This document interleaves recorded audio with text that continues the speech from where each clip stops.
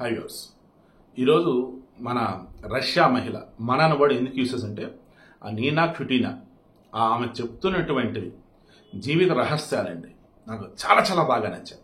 ఎందుకంటే డబ్బు, చుట్టాలు, సెక్స్, ఆకలి, టెక్నాలజీ ఏంటి అసలు ఇవన్నీ?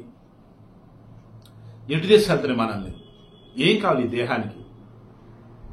నాకు వద్దనిపించింది అవన్నీ. అందుకే నా పిల్లల్ని తీసుకొని కొద్ది నెలల క్రితం గోవా నుంచి మా ఆయనకి చెప్పండి వచ్చేసా అని చెప్పాను. పాయింట్ 1 అది. పాయింట్ 2, డ్రెన్ గోల్డ్ స్టెనిన్. ఇతనెవరు? ఈమె భర్త. ఇజ్రాయెల్ వ్యక్తి అనుకున్నామే. అతను ఇండియాకి వచ్చాడు, బెంగళూరులో ఉన్నాడు. దెన్ చాలా క్లియర్గా తను చెప్పాడు, తాను నేను 7 సంవత్సరాల క్రితం కలిసాం. ఇదిగో ఇలాగే ఆధ్యాత్మిక యాత్రలు చేస్తున్నప్పుడు ఒక అటవీ ప్రాంతంలో ఒక గుహల దగ్గర కలిసా, చూసా.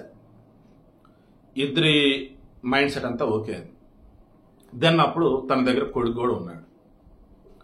దెన్ ఓకే అనుకున్నాం, కలిసాం. నా వల్ల తనకి 2 పిల్లలు పుట్టారు. ఆ పిల్లలు మేము అంత కలిసే మెలిసే ఉంటూ ఉన్నాం. ఇన్ కేస్ వ్యాపార నిమిత్తం నేను వేరే వేరే దేశాలు వెళ్తూ ఉన్నా తనకి డబ్బులు పంపుతూ ఉన్నాడు. ఈ మధ్యలో తనకు 2017లో వీసా అయిపోయినమాట నిజం. ఆ తర్వాత మరలా వీసా ఉంది. నాతో పాటు ఉక్రెయిన్ వెళ్ళి మేము కొన్నాళ్ళు ఉన్నాం. ఆ తర్వాత మరలా ఇండియా వచ్చాం, ఉంటూ ఉన్నాం. ఇలా గోవాలో ఉండటం అన్నది మేము లాస్ట్. ఇక ఆ తర్వాత తాను ఎటు వెళ్ళింది ఏంటో నాకు తెలియదు. ఇక తను మిస్ అయిందనే విషయం కంప్లైంట్ కూడా ఇచ్చా. పోలీసు కూడా ఆల్రెడీ వెతికారు, బట్ దొరకలా. ఏమైందంటే ఆ గోవా నుంచి ఈ కర్ణాటక వచ్చే దారిలో ఈ గోకర్ణ ప్రాంతంలో, ఉత్తర కర్ణాటక ప్రాంతంలో ఈ రామతీర్థ కొండలు ఏవైతే అక్కడ ఉంది. ఆ కొండల నుంచి క్రాస్ సెట్ చేస్తే దాదాపు 700 మీటర్లు ముఖద్వారం కొండగా. ఇక ఆ పైన ఎక్కడో కొండ, ఈ మధ్యలో మొత్తం గుహ. ఆ పైన వచ్చేసి చూస్తే మొత్తం గోకర్ణ బీచ్ వ్యూ పాయింట్ అన్నట్టు, సూర్యకిరణం డైరెక్ట్గా రావటం అన్నట్టు. ఇక్కడి నుంచి కొంచెం కిందకి వెళ్తే నిన్న మనం మాట్లాడుకున్నట్టుగా స్వామి యోగేశ్వరి సరస్వతి అని చెప్పేసి ఒక పెద్ద ఆవిడ ఉంది, ఆశ్రమం. ఆమె దగ్గరికి వెళ్ళి సేవ చేయడం కావచ్చు, ఆమె దగ్గర వెళ్ళి కావాల్సిన వస్తువులు తెచ్చుకోవడం కావచ్చు. ఇలా ఆల్రెడీ ఇతను ఇచ్చిన డబ్బులు కొన్ని ఆమె దగ్గర ఉన్నాయి. అండ్ ఈమె వచ్చేసి డ్రాయింగ్ వేసిద్ది, అండ్ మంచి మంచి వీడియోస్ కూడా తీసేసి అది కూడా అప్లోడ్ చేస్తూ ఉంటారట. టెక్నాలజీ అసలు తెలియదు అనుకుంటారు, టెక్నాలజీ అంతా బాగానే చేస్తారు. బట్ పిల్లలకు అలవాటు చేయాలి. పిల్లలు వచ్చేసి బాగా డ్రాయింగ్ ఇస్తారు. అండ్ నీరు పోయినటువంటి వాటర్ ఫాల్స్ దగ్గర స్నానం చేసేస్తారు, అద్భుతమైన ఈత కొట్టగలరు. అండ్ ఆ అద్భుతమైన బొమ్మలు తయారు చేస్తారు చేత్తోనే, అంటే శిల్పులు, స్కల్ప్చర్స్.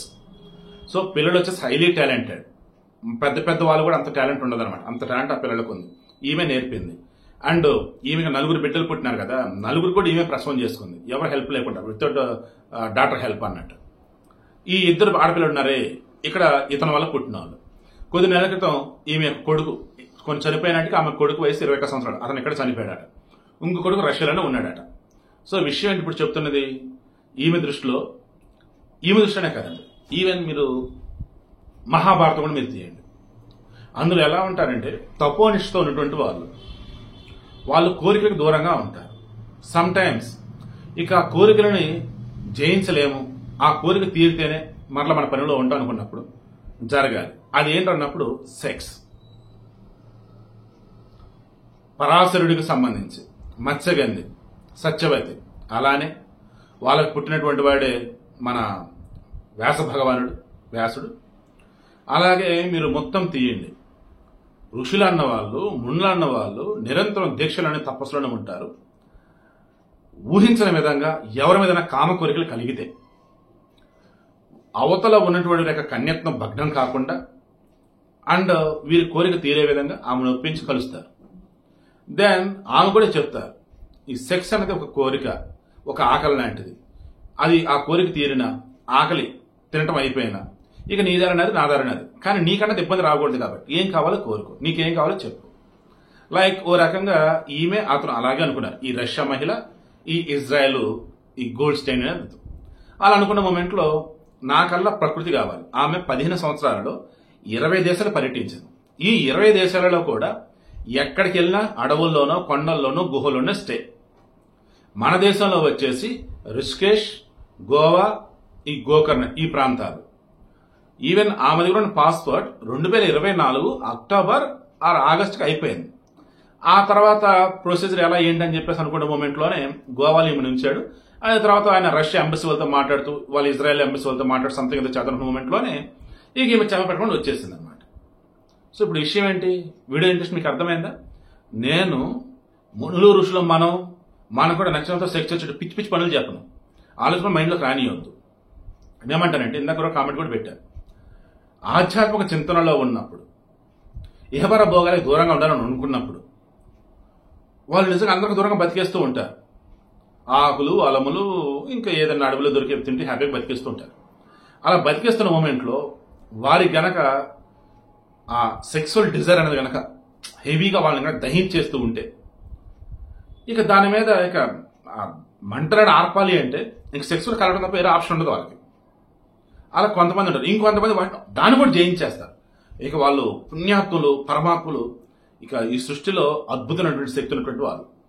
ఇటువంటి వాళ్ళు ఇప్పటికీ వందల ఏళ్లుగా వేల ఏళ్లుగా హిమాలయ పర్వతాలు ఉంటూనే ఉన్నారు అంటారు. బాబా రజనీకాంత్ సినిమాను చూసారా, అందులో బాబాజీని చూపిస్తారు, ఆయన అటువంటి వాడే. ఇంకా ఎంతో మంది అలా ఉన్నారు.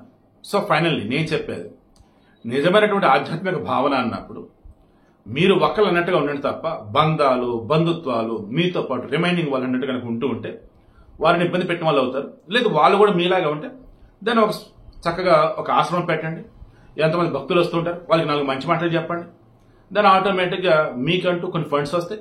దాంతో ప్రకృతి సిద్ధంగా దొరికబడుతున్నాయి, హాయిగా హ్యాపీగా తింటూ భుజిస్తూ అక్కడే ఉండండి. 4 మంచి మాటలు అండ్ ఆ రోజు వచ్చేసి యజ్ఞయాగాదులు ఇవి చేసుకుంటూ మరలా సత్యయుగానికి పోదామని అన్నాను. కానీ ఈ టెక్నాలజీ ప్రపంచంలో అసలు బేసిక్ అన్నది కూడా మర్చిపోయి మానవత్వం అనేది మర్చిపోయి మన మూలాలు అన్నది ఏంటన్నది మర్చిపోయి బతికేస్తూ ఉన్నారు. మొన్న బాబా వ్యాంగా పవన్ కళ్యాణ్కి సంబంధించి పేరే మెన్షన్ చేయకుండా తను దక్షిణ ఆసియాకి సంబంధించి ఓ వ్యక్తి వస్తాడంటగా కొన్ని విషయాలు చెప్తున్న మూమెంట్లో నేను కావ్యస్ మీడియాలో ఇచ్చాను. అది మన దాని లెవెల్ నేను వెళ్ళే తర్వాత ఇస్తాను. ఆమె ఇప్పుడు ఏం చెప్పింది తెలుసా, రష్యా రానున్న రోజులలో హిందూయిజానికి అలా చెప్పాలి మూల కేంద్రం అంటే భారతదేశం, హిందూయిజం అక్కడ బాగా విస్తరించిందని చెప్పింది. ఈవెన్ వరల్డ్ వైడ్ మీరు తీయండి, క్రైస్తవులు తగ్గుతున్నారు, చర్చిలు మూతపడుతున్నాయి, చర్చిలు వేరేకి అమ్మేసుకుంటూ ఉన్నారు. ఈ ముస్లింలు అన్నప్పుడు వాళ్ళు పెరుగుతూ ఉన్నా కానీ వాళ్ళలో కూడా చాలా మందికి ఓ రకంగా జిహాదీలను చూసి టెర్రరిస్టులను చూసి ఏంట్రా అన్న ఫీలింగ్ వస్తుంది వాళ్ళకు కూడా.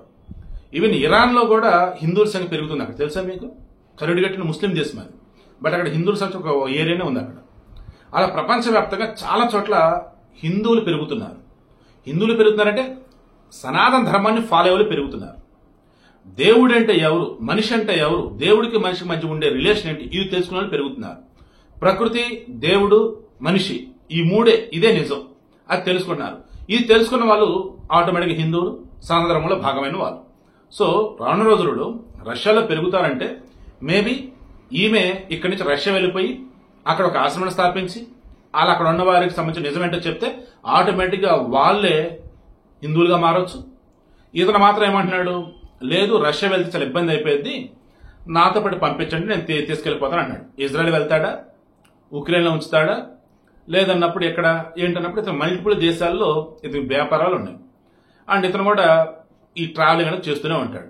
ఈమె వచ్చేసి ఎప్పుడు నేచర్లో ఉండటం ఇష్టం. ఇప్పుడు ఈమెకి వచ్చేసి ఒక చోట పెట్టారు, పిల్లల్ని ఒక చోట పెట్టారు, వాళ్ళకి మొత్తం కూడా మనం తినే ఫుడ్ పెడుతూ ఉంటే ఇదేంటి ఇటువంటి ఫుడ్ పెడుతున్నారు, నీట్గా ఉన్న చోట ఉంచారు, ఇటువంటి దుర్గంధం ఉండే చోట ఉంచారు. అంటే అడవిలో కొండ గుహలలో ఉంటే ప్రశాంతంగా ఉంది వాళ్ళకి, నీట్గా ఉన్నటువంటి ఇటువంటి ప్లేసెస్ ఉంటే అమ్మ వాళ్ళ కాదంటున్నారు వాళ్ళు. వీడి ఇంట్రెస్ట్ మీకు అర్థమైందా? ఒక మనిషి ఎప్పుడైతే తను తెలుసుకుంటాడో చుట్టుపక్కల ఏముంది తనకేం కావాలని క్లారిటీ వస్తుందో ఇక అప్పుడు ఆటోమేటిక్గా దూరంగా వెళ్ళిపోతారు. అటువంటి వాళ్ళు ఈ మధ్యలో మన చుట్టుపక్కల అంటే ఎవరు కనిపించలేదు నాకైతే. అలాంటి మీరు కూడా ఏం వెళ్ళొద్దు, నేను కూడా ఏం వెళ్ళలే. కానీ ఫైనల్లీ ఈమె రష్యా మహిళ అయితే సీరియస్లీ దైవ చింతనలో రానున్న రోజులలో రష్యాలో కావచ్చు మన ఇండియాలో కావచ్చు తను ఎక్కడుంటే అక్కడ కొన్ని వేల మందిని ఈమె శిష్యులుగా చేర్చుకోవడం ఖాయం. ఒకవేళ ఆమె కనుక బుక్స్ కనుక రాస్తే దేవుడికి ఆమెకు మధ్య ఖచ్చితంగా కమ్యూనికేషన్ నడిచే ఉంటుంది. అది ఎలా ఏంటి అనేది చెప్తే ఇంకా సూపర్ ఉండేది. అండ్ ఈమె భర్త అంటూ ఇప్పుడు ఎవరైతే ఇజ్రాయెల్ పర్సన్ ఉన్నాడో ఆయన కూడా ఏమైనా రహస్యాలు చేస్తే అది కూడా బయట పెడితే ఇంకా బాగుంటుంది. సో ఫైనల్లీ ఈమె మ్యాక్సిమం ఇండియాలో ఉంటుందని నాకు అనిపిస్తుంది. ఒకవేళ కాదు కూడదంటే అతనితో వెళ్లకుండా రష్యా వెళ్ళొచ్చు అనిపిస్తుంది.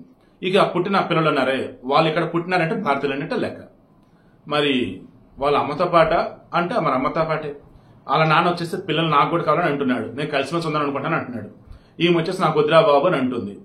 నాకు మనుషులతో యాంత్రిక జీవనం అన్ని ఫెసిలిటీస్ చోట నాకు వద్దు, అడవిలో గుహల్లో ప్రకృతి ఒడిలోనే బతకాలని ఆమె కోరుకుంటుంది. మరి ఆమె దైవం, ఆ విఠలుడు, ఆ శ్రీకృష్ణ పరమాత్ముడు, ఆ మహావిష్ణువు మరి ఏం రాశాడు ఏంటో let's wait and see. But మరలా చెప్తే గుర్తుంచుకోండి, ఈమె చెప్తున్న ప్రకారం, ఆమె భర్త చెప్తున్న ప్రకారం ఈమె అయితే చాలా చాలా విషయాలు జయించేసింది.